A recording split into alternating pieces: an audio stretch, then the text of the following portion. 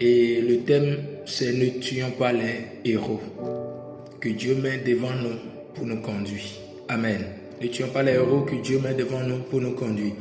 Alors, Paul dit dans le livre de Philippiens 4, le verset 13, un verset que tu connais bien, « Je puis tout par celui qui me fortifie. » Je puis tout par celui qui me fortifie.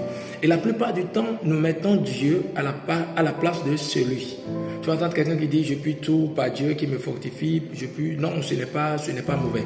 Mais laisse-moi te dire que dans ce contexte où Paul a parlé, il était en train de remercier les Philippiens pour les dons qu'il a reçus d'eux.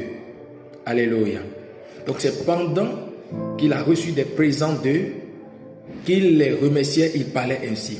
Au verset 10, bien-aimé, il dit « J'ai éprouvé une grande joie dans le Seigneur de ce que vous avez pu enfin renouveler l'expression de vos sentiments pour moi.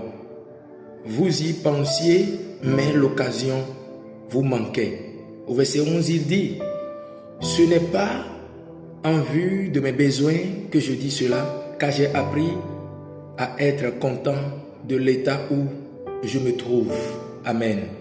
Au verset 12, il dit « Je sais vivre dans l'humiliation et je sais vivre dans l'abondance.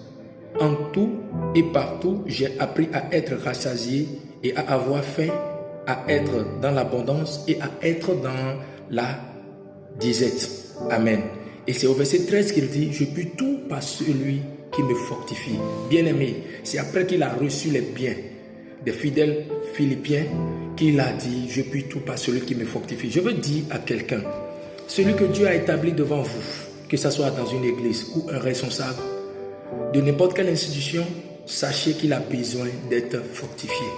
Vous pouvez fortifier quelqu'un par la prière, vous pouvez fortifier quelqu'un en lui donnant de présents, vous pouvez fortifier quelqu'un juste par un encouragement.